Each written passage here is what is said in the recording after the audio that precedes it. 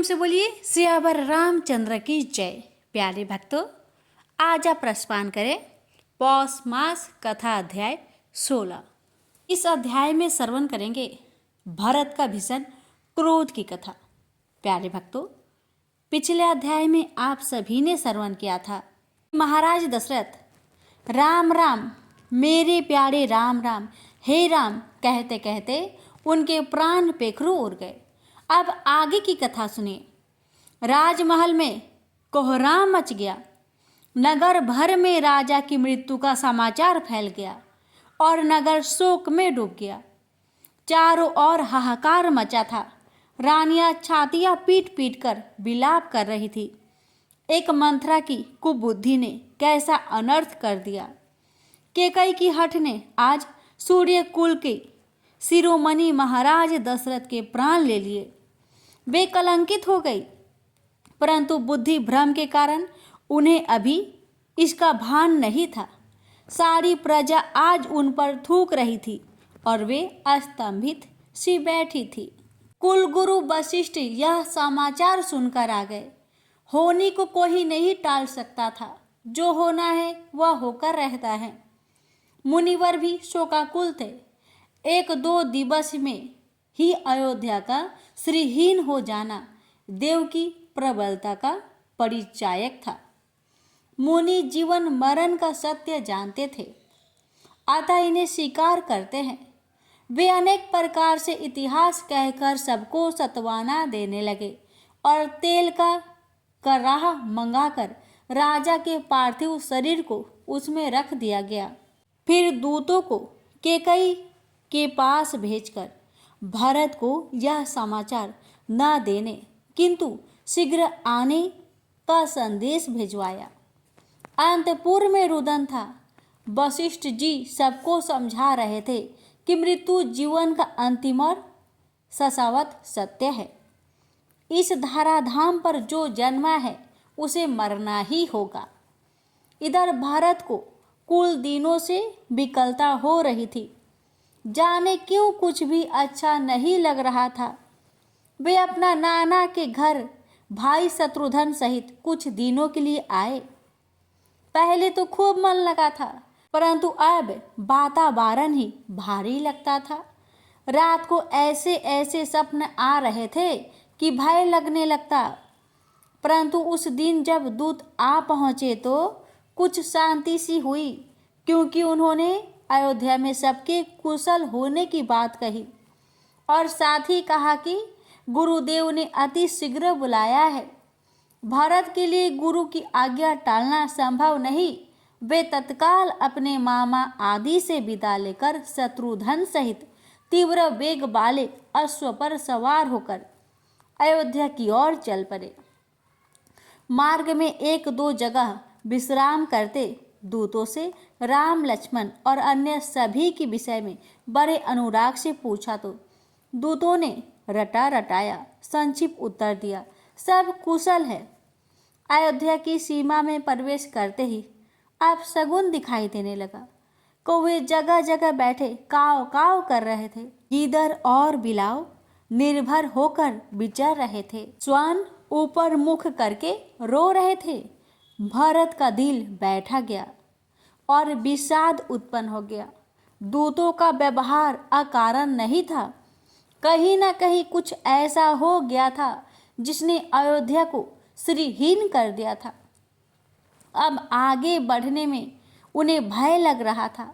अश्व राजपथ पर आ गया तो नगरवासी प्रणाम तो कर रहे थे, परंतु उसमें वह आदर नहीं जो पूर्व में होता था। हाय विधाता, ऐसा क्या हो गया उनकी अनुपस्थिति में? लोग उनकी ओर दोबारा ताकते भी नहीं। ऐसा अमंगल मुखी कैसे हो गया भरत? हृदय बैठा जाता था। किसी से कुछ पूछने का साहस नहीं हो रहा था। वे पैदल ही राजमहल की ओर चल पड़े। चारों ओर भयावह सन्नाटा था। महल के द्वार पर आरती की थाल लिए माता केकई दिखाई दी तो तनिक सत्वाना मिली। कैसे प्रसन्नचित थी कठोर केकई।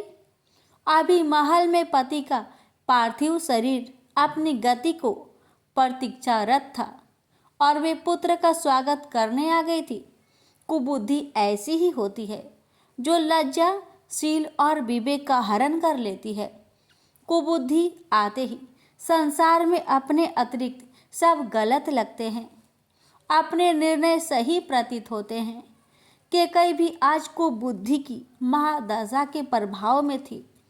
पुत्र को देखते ही कमल दल की भांति खिल उठी और भरत की आरती उतारकर उसकी बलैया लेने लगी। भरत को सब कुछ विचित्र लग रहा था, परंतु कोई कुछ बता नहीं रहा था। अब माता कैकेयी से ही पूछना उचित होगा, अतः ऐसा विचार कर वह वहां से सीधे उनके साथ महल में आ गए और अपने माँ से कहने लगे, माते, नगर में यह कैसा शोक सा व्यक्त है, चहु और उदासी है। पिताजी कहाँ है, माताएं कहाँ है, मेरे प्रभु श्री राम और माता जानकी व भैया लक्ष्मण कहाँ हैं। यहाँ सब मेरी ओर ऐसे क्यों देख रहे थे जैसे मैंने कोई अपराध किया हो। कैकेयी अपनी करनी पर इतनी प्रसन्न थी कि उन्हें तनिक भी अपराध बोध नहीं हो रहा था। वे तो ऐसी अस्वस्थ थी मानो उसके कुचक्र को सुनकर भरत प्रसन्नता से नृत्य करने लगेंगे और स्वयं को धन्य मानेंगे कि उन्होंने ऐसी तीक्ष्ण बुद्धि वाली माता के गर्भ से जन्म लिया। कैकेयी प्रेम पूर्वक भरत को बताने लगी, पुत्र, मैंने मंथरा की सहायता से तेरा भविष्य उज्जवल कर दिया। अब तू अयोध्या का राजा बनेगा। मैंने तेरे मार्ग के कांटों को साफ कर दिया, राम को वनवास दिला दिया और लक्ष्मण स्वतः उसके साथ चला गया। बस थोड़ा सा अहित और दुख यह हुआ कि महाराज का भीषण पुत्र प्रेम उनकी मृत्यु का कारण बन गया। भरत अस्तबद्ध रह गए। उन्हें माता के रूप में समस्त कुल को कलंकित करने वाली काली माँ सामने खड़ी दिखाई दे रही थी। ऐसे ही सपने में तो मामा के घर दिखाई देते थे, तब उनका कोई अर्थ समझ में न आता था, किंतु आज समझ में आ रहा था कि कैकेयी अपने कौतुक की प्रशंसा में कही जा रही थी कि मैंने यह किया, मैंने वह किया। भारत का धैर्य टूट गया। वे कानों पर हाथ रखकर ज्वालामुखी की भांति फट पड़े। कुल कलंकिनी माता भारत का तीक्ष्ण व कठोर स्वर सुनकर कैकेयी सहम गई। भारत का यह क्रोध भारतीय सनातन परंपरा में अपनी माता पर किया गया सबसे ज्वलंत क्रोध है। न ऐसा क्रोध किसी पुत्र ने किया और न कोई कर सकेगा। कैकेयी भारत की क्रोधित भाव भंगिमा देखकर सिर पैर तक कांप गई। उन्होंने ऐसा क्या कर दिया जो एक माता अपने पुत्र के लिए नहीं करती। भरत के शब्दों में अब विष भर गया। राम विरोधी कोख भरत को अमान्य है। वे पूर्वतः क्रोधित स्वर में बोले, अरे कुमति, जब तूने हृदय में यह कुविचार ठाना तभी तेरे हृदय के टुकड़े टुकड़े क्यों नहीं हो गए। भारत का अविवेक शब्दों में उभरा। तूने वरदान मांगते समय क्यों नहीं विचारा कि भरत इसे स्वीकार करेगा या नहीं। पिताश्री ने तेरा विश्वास कैसे कर लिया। तूने वह क्या किया कि समाज तेरे कलंक को सदैव स्मरण करेगा। तुझे वे राम बैरी हो गए जो क्षण क्षण तेरी स्तुति करते थे, और वह कुबरी मंथरा कहाँ है जिसने तुझे ऐसा परामर्श दिया। कैकेयी सिर से पांव तक कांप गई, क्योंकि देवी सरस्वती ने अपनी माया समेट ली थी। अब कैकेयी सब समझ रही थी। यह क्या हो गया। अब विचार करती है तो कांप उठती है। शत्रुघ्न निर्मल हो गए थे। वे मंथरा को घसीट कर ले आए, जो अब रानी की भांति माया से बाहर थी। वह समझ नहीं पा रही थी कि उसने अपराध क्या कर दिया।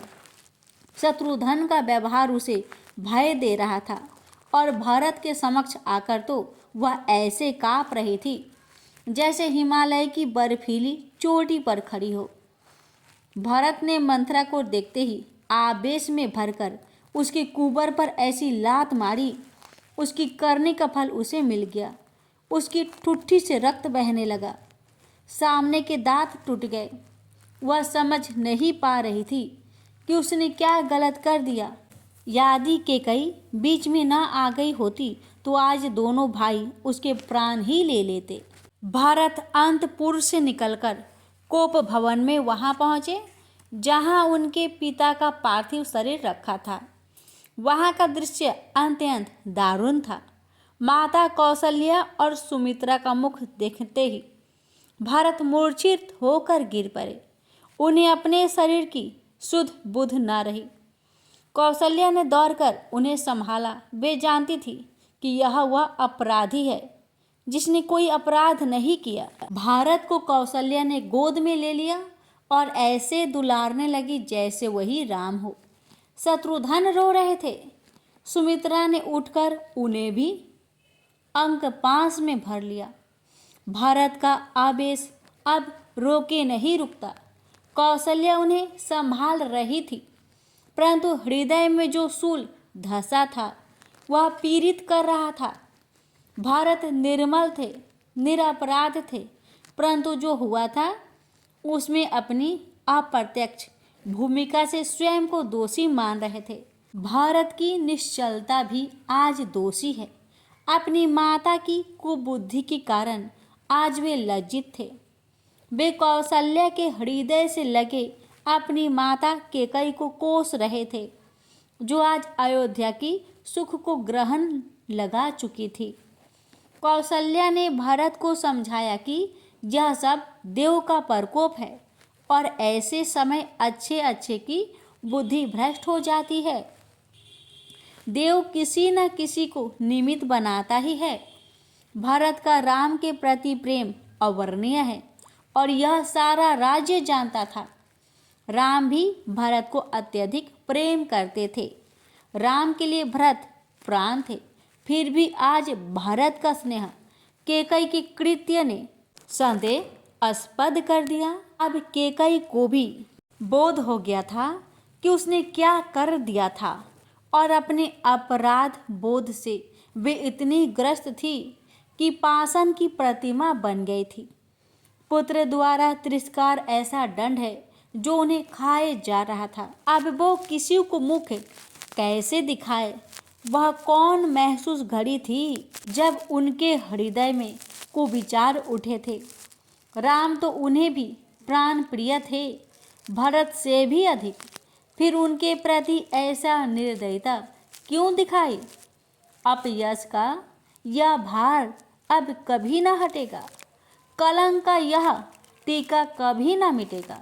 युगों तक यह कलंक उनके नाम पर रहेगा। गुरु वशिष्ठ और वामदेव महाराज आ गए। उन्होंने समयानुकूल उपदेश करके भरत के दग्ध हृदय को शांति प्रदान की। भरत उनके चरणों में पड़े रोते रहे। वशिष्ठ जी ने उन्हें उठाकर हृदय से लगाया और नीति सम्मत बातें कहकर जीवन के शाश्वत सत्य से परिचित कराया। उन्होंने कर्मों की गति के विषय में बताया कि प्राणी अपने कर्मों के अनुसार फल प्राप्त करता है। राजा की मृत्यु कष्ट में हुई है, परंतु इसका भी अवश्य कोई कारण होगा। विधाता किसे सुख भरा जीवन और सुख भरी मृत्यु दे कोई नहीं जानता। वशिष्ठ जी ने राजा के दाह संस्कार की तैयारी करने को कहा और वेद सम्मत विधि से उनका अंतिम संस्कार कराया। भरत ने मुख अग्नि देकर अपने पिता को विदाई दी। नगर भर के लोग आज रो रहे थे। दाह संस्कार आदि सबसे निवृत्त होकर भरत जब शुद्ध हो गए तो वशिष्ठ जी ने सभी मंत्रियों, सभासदों और नगर सेठ को बुलवा भेजा। महारानी कौशल्या व सुमित्रा भी बुलाई गई। केकई को भी बुलवाया गया, परंतु वे नहीं आई। आज वे नितांत अकेली अपने आप पर रो रही थी।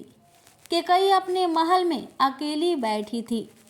संभवतः कोई उनका मुख नहीं देखना चाहता और वे स्वयं भी यही चाहती थी। वशिष्ठ जी, कौशल्या, सुमित्रा जानते थे कि इसमें केकई का कोई दोष नहीं है, क्योंकि अयोध्या पर समय ही प्रतिकूल था। वशिष्ठ जी ने भरत को पास बैठाकर यही सब समझाया कि इस जीव जगत में लाभ हानि, जीवन मरण और यश अपयश विधाता के हाथ में है। इसमें मनुष्य कुछ नहीं कर सकता। पिता की मृत्यु का दुख तो होगा, परंतु उसका सोच न करना चाहिए। राजा दशरथ सोच करने योग्य नहीं है। सोच तो उसका किया जाता है जो कुमार्गी छल कपटी हो। वशिष्ठ जी भरत को ससन भार संभालने का निर्देश देते हैं। जैसे कि उनके पिता का वचन था, भरत को राज्य मिलना राजा के वचन को पूरा करने वाला था।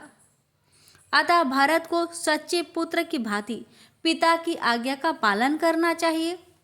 राम ही सिंहासन के अधिकारी है, भरत का स्पष्ट विचार है। वे यह सोचकर विचलित है कि यदि वे सिंहासन को स्वीकार करते हैं तो यह उस संदेह को बल देने वाली स्वीकारोक्ति होगी कि भारत ने भी अपनी कुमाता केकई का अप्रत्यक्ष समर्थन किया। बड़ी दुविधा में फंस गए थे भारत। एक तरफ पिता का वचन है और दूसरी तरफ लोक व्यवहार। मुनीश्वर उनकी दुविधा समझ गए और उन्हें समझाया कि पिता के वचन को पूरा करने के लिए ही तो राम ने वन जाना स्वीकार किया है। परशुराम ने पिता के आदेश पर माता का शीश काट लिया था। पिता की इच्छा पर याताती के पुत्र ने अपने पिता को अपनी जवानी देकर स्वयं वृद्ध हो गया था।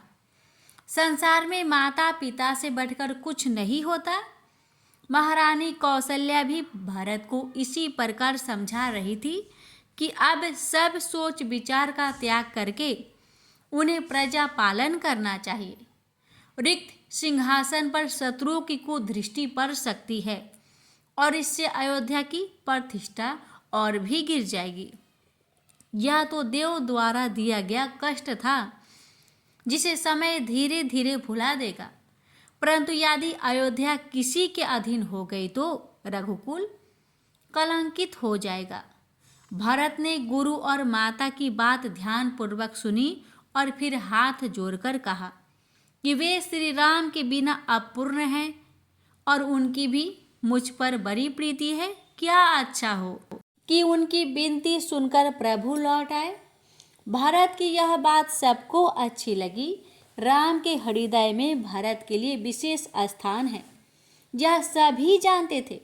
यदि वह स्नेह राम को लौट आने के लिए प्रेरित कर सकता है तो प्रयास करने में कोई आपत्ति नहीं। वशिष्ठ और सुमंत मानते थे कि राम की दृढ़ता स्नेह बंधनों को नहीं मानती, परंतु भारत का आग्रह व विनती भी अपनी जगह ठीक थी। सबने सहमति दे दी। भरत राम को लेने वन जा रहे हैं। यह समाचार सारे नगर में फैल गया तो नगरवासी भी तैयार होने लगे। अयोध्या में फिर से उत्साह का संचार हो गया और घर घर सवारियां सजने लगी। अगले दिन जाना निश्चित हुआ। भारत ने पीछे अयोध्या की सुरक्षा के लिए विश्वास पात्र मंत्रियों और योद्धाओं का चयन कर लिया था। क्या पता शत्रु अयोध्या को सुनी जानकर आक्रमण कर दे। श्री राम का राज तिलक वन में ही कर दिया जाएगा। ऐसा विचार कर वह सब सामग्री भी साथ ले जाने का निर्णय हो गया जो राज तिलक के लिए मंगाई गई थी। सब जा रहे थे और केकई अपने कक्ष में पछता रही थी। ऐसे समय में महारानी कौशल्या और सुमित्रा ने उदारता और आपन तत्व का परिचय दिया और केकई की कक्ष में पहुंची। केकई ने बिलख कर अपना मुख हाथों से ढक लिया, मानो अपना मुख उन्हें दिखाना ही नहीं चाहती हो। कौशल्या ने स्नेह से उनके सिर पर हाथ रखा तो केकई के धैर्य का बांध टूट गया। वे कौशल्या के चरणों से लिपट गई और अपने आप को कोसने लगी। पतिता, कुलटा, पापिनी, रामद्रोही, पुत्रद्रोही, पति भक्षण आदि न जाने क्या क्या कहकर अपने आप को कोसने लगी। जब उनकी भड़ास निकल गई तो कौशल्या ने उन्हें हृदय से लगा लिया और समझाने लगी कि जो हुआ वह अयोध्या के दुर्भाग्य से हुआ है और देव ने उसे निमित्त पात्र बनाया है, अतः वे स्वयं को दोषी न माने। कौशल्या और सुमित्रा की महानता सराहनीय है। वे कैकेयी को सदैव अपनी छोटी बहन मानती आई थी और आज भी उसी के अनुरूप व्यवहार करते हुए उनके दोष को भुला दिया। अब कैकेयी निर्मल हो गई थी और राम से क्षमा मांगने को व्याकुल थी, अतः वे भी बन जाने को तैयार थी। अयोध्या पिछले दिनों के कष्ट को भूलकर नए आनंद की दिशा में बढ़ रही थी। अनेक सावड़ियाँ सजकर राजपथ में खड़ी थी। रात भर लोग इसी विषय में चर्चा करते थे कि राम आ जाएंगे तो अयोध्या फिर से खिल उठेगी। जितना संताप अयोध्या वासियों ने सहा था वह राम के आने से दूर हो जाएगा। बूढ़ों और बच्चों को घर पर ही रहना होगा। गर्भवती स्त्रियों को भी जाने की अनुमति नहीं थी, उन्हें भी नहीं ले जाया जाएगा। इसी अनुसार शासनादेश का पालन हो रहा था। प्रातः होने पर सब अपनी अपनी सवारियों में जा बैठे। तीनों माताएं भी पालकियों में जा बैठी। मुनि वशिष्ठ अपने रथ पर सवार हो गए। सभी ब्राह्मण रथों पर बैठ गए। अनेक नगरवासी पैदल ही चलने को तैयार थे। अब भरत और शत्रुघ्न आए तो भरत ने पैदल चलने वालों के संग चलना स्वीकार किया। शत्रुघ्न भी उनका अनुसरण करने लगे। अपने प्रिय भारत को पैदल चलता देख सभासद भी रथ से उतरकर पैदल चलने लगे। यह देखकर गुरु वशिष्ठ ने भारत को समझाया कि यदि वे पैदल चलेंगे तो सभी पैदल चलेंगे और इससे सावड़ियों की गति भी बंधित होगी। गुरु की आज्ञा मानकर भारत पहले तो पैदल चलने वाले के लिए सवारी की व्यवस्था करने लगे और फिर दोनों भाई रथ पर सवार हो गए। राम दर्शन की लालसा सबके हृदय में हिलोर ले रही थी। पहला पड़ाव तमसा के तट पर हुआ, जहाँ पहले से ही कई अयोध्यावासी पड़े हुए थे जो राम के साथ आए थे और जिन्हें राम सोते हुए छोड़ चले गए थे। तब से उन्होंने वही डेरा डाल लिया है। अब अपने पूर्ववासियों से मिलकर सब खुश थे। भरत उनकी राम भक्ति पर गदगद हो गए। राम के प्रति ऐसा स्नेह, वे लोग तो भरत से भी आगे निकले। भरत ने उन सबको प्रणाम किया, फिर उस स्थान की रज ली जहाँ राम बैठे थे। उन लोगों ने उस स्थान की बालू एकत्र करके प्रतीकात्मक राम बना लिए थे। कैसी श्रद्धा थी उनकी राम में। राम रज को मस्तक पर धारण कर भरत धन्य हो गए।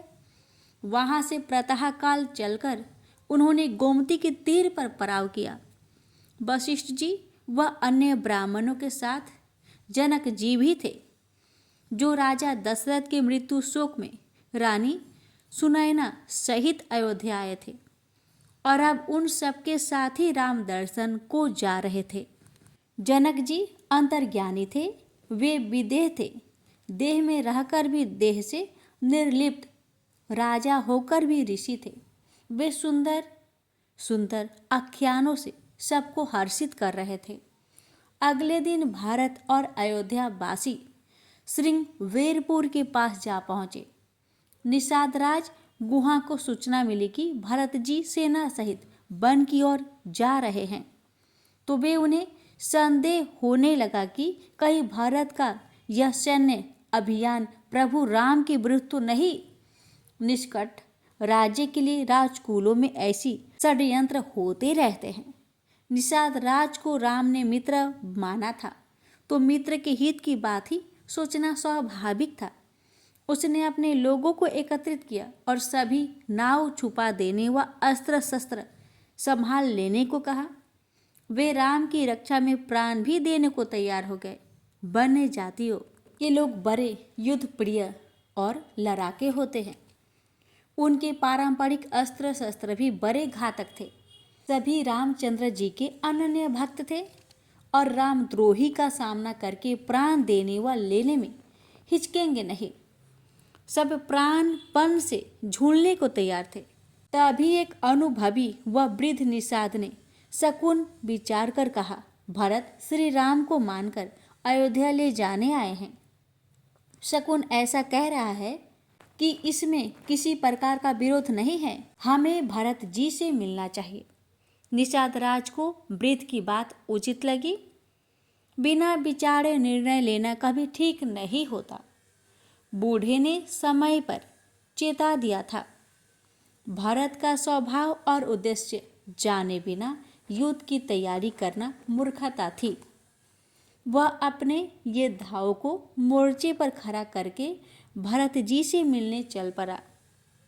अपार जन समूह था, पालकियां भी थी। शंका कम हुई। युद्ध में स्त्रियों का क्या काम। मुनि वशिष्ठ दिखाई दिए और निषाद राज ने जय श्री राम कहकर दंडवत होकर प्रणाम किया।